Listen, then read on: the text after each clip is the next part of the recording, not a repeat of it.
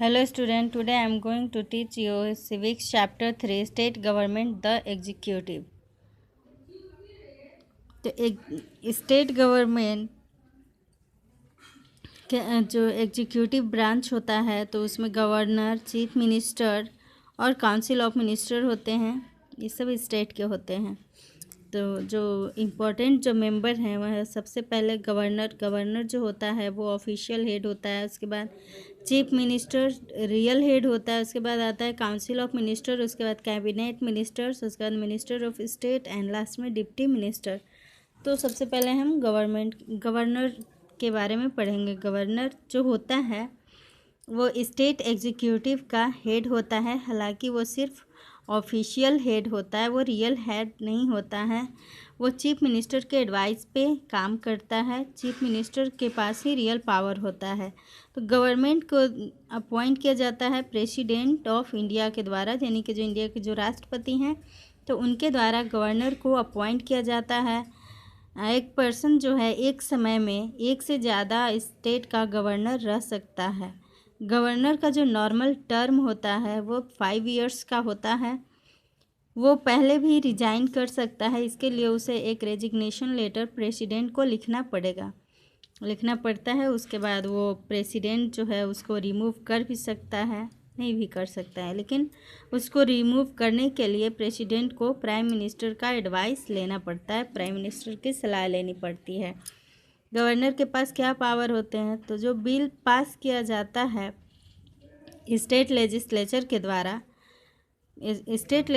के द्वारा पास किया जाने वाला बिल तब लॉ बनता है जब गवर्नर उस पर साइन करता है। और सारे डिसीजन जो है स्टेट एग्जीक्यूशन के द्वारा, जो भी स्टेट एग्जीक्यूटिव के जो सारे डिसीजन हैं वो गवर्नर के नाम पे ही लिए जाते हैं।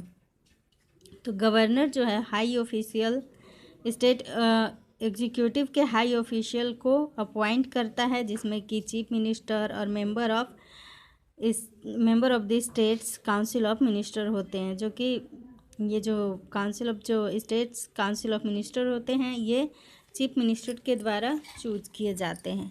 तो गवर्नर जो है अपने पावर को चीफ मिनिस्टर के एडवाइस पे एक्सरसाइज करता है, वो कंटिन्यू करता है, यानी कि यूज करता है अपने पावर को चीफ मिनिस्टर के एडवाइस पे। लेकिन वो एक यूनियन गवर्नमेंट का भी रिप्रेजेंटेटिव होता है और कभी कभी वो प्रेसिडेंट के ऑर्डर पे भी काम करता है। वो उसके पास एक स्पेशल पावर भी होता है जिसको वो बिना चीफ मिनिस्टर और किसी भी मिनिस्टर के, मतलब कि स्टेट के किसी भी मिनिस्टर के या चीफ मिनिस्टर के बिना कंसल्ट किए हुए वो अपने पावर को यूज कर सकता है। और इस पावर को डिस्क्रिशनरी पावर कहते हैं। तो एक सर्टेन कंडीशन के अंदर में गवर्नर जो है वो ऐसे पावर को यूज करता है और स्टेट का जो एडमिनिस्ट्रेशन है, जो प्रशासन व्यवस्था होती है स्टेट का, उसको अपने हाथों में ले लेता है। अब नेक्स्ट है chief minister and council of minister. तो इलेक्शन के बाद जो भी पार्टी मेजॉरिटी से जीतती है, यानी कि जिस पार्टी को सीटें ज़्यादा मिलती है, बहुमत मिलता है विधानसभा में, तो वही स्टेट गवर्नमेंट बनाती है। और ये सब गवर्नर के इनविटेशन पे होता है। गवर्नर को इनविटेशन देना पड़ता है, उसके बाद स्टेट गवर्नमेंट बनता है जो भी पार्टी मेजॉरिटी से जीतती है। यदि किसी पार्टी को भी कोई क्लियर मेजॉरिटी नहीं मिलती है तो कोएलिशन गवर्नमेंट बनता है, यानी कि गठबंधन की सरकार बनती है। और मेजॉरिटी पार्टी जो है वो एक लीडर चुनती है, यानी कि जो बहुमत जिस पार्टी को मिला होता है तो वो अपना लीडर चुनती है और वही स्टेट का चीफ मिनिस्टर बनता है। चीफ मिनिस्टर है जो कुछ मेंबर्स को, विधानसभा के कुछ मेंबर को चुनता है, जिसमें कि स्टेट्स काउंसिल ऑफ मिनिस्टर्स भी होते हैं, यानी कि जो मंत्री होते हैं स्टेट के जो मंत्री, तो उनको चुनने का काम चीफ मिनिस्टर ही करता है।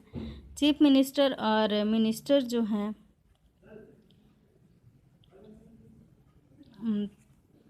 ये गवर्नर के द्वारा ही अपॉइंट किए जाते हैं और इनका जो नॉर्मल टर्म होता है वो 5 इयर्स का होता है। चीफ मिनिस्टर जो होता है वो रियल हेड होता है स्टेट एग्जीक्यूटिव का, और गवर्नर जो कि ऑफिशियल हेड होता है तो वो चीफ मिनिस्टर के एडवाइस पे काम करता है। और chief minister states council of minister का भी हेड होता है। वो मिनिस्टर को चूज करता है, मीटिंग्स करता है और काम को कोऑर्डिनेट, उनके जो वर्क होते हैं उसको कोऑर्डिनेट करता है, यानी कि मीटिंग करता है। और काम को भी देखता है कि कौन कौन से जो मिनिस्टर्स हैं वो क्या अपने क्षेत्र में काम ढंग से कर रहे हैं कि नहीं कर रहे हैं।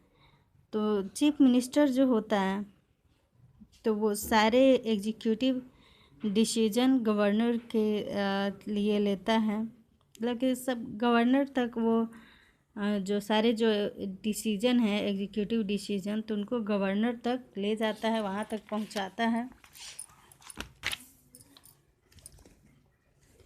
अब काउंसिल ऑफ मिनिस्टर का क्या काम है? तो काउंसिल ऑफ मिनिस्टर जो है ये कई कैटेगरीज में होते हैं। इनके मेंबर 3 मेन कैटेगरीज होती हैं इनकी। कैबिनेट मिनिस्टर सबसे पहला, उसके बाद मिनिस्टर ऑफ स्टेट, उसके बाद डिप्टी मिनिस्टर। तो ईच जो कैबिनेट मिनिस्टर होता है वो इंडिपेंडेंट डिपार्टमेंट का इंचार्ज होता है गवर्नमेंट में, जैसे कि एजुकेशन, हेल्थ, इंडस्ट्री और एग्रीकल्चर।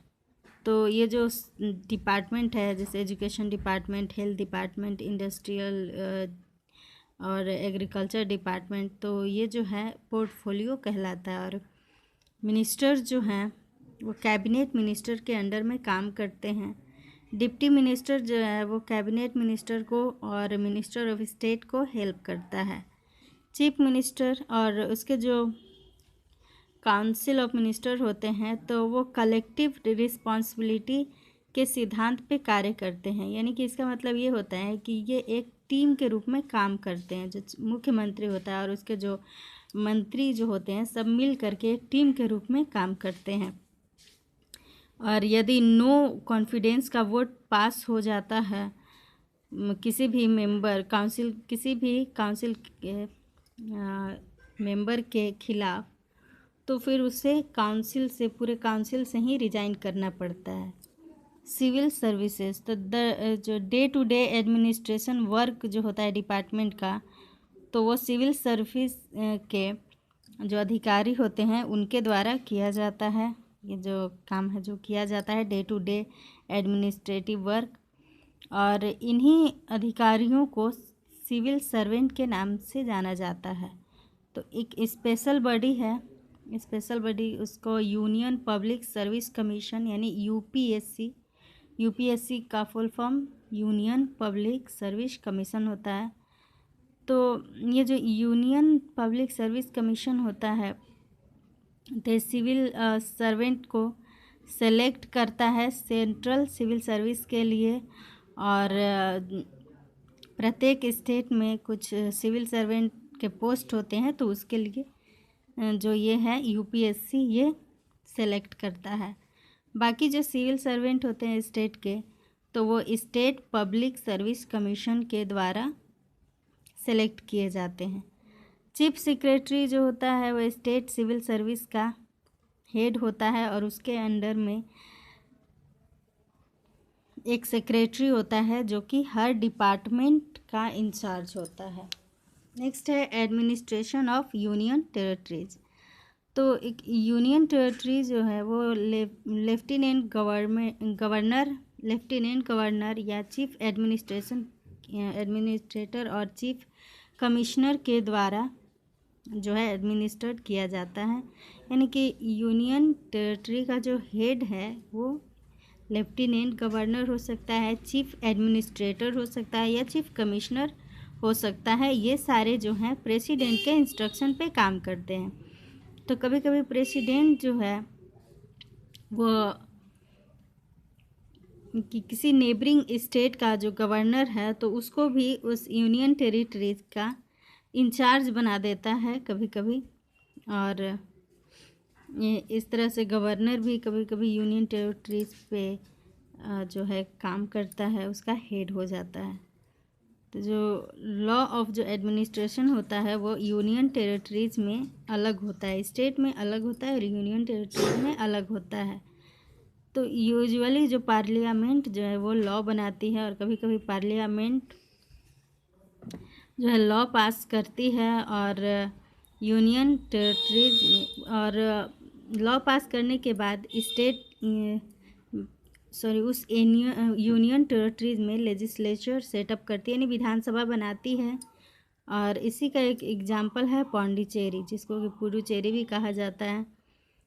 तो ये जो पौंडीचेरी है ये यूनियन टेरिटरी का एक ऐसा एग्जाम्पल है जहाँ की जिसका अपना लेजिस्लेटिव असेंबली है और काउंसिल ऑफ मिनिस्टर है।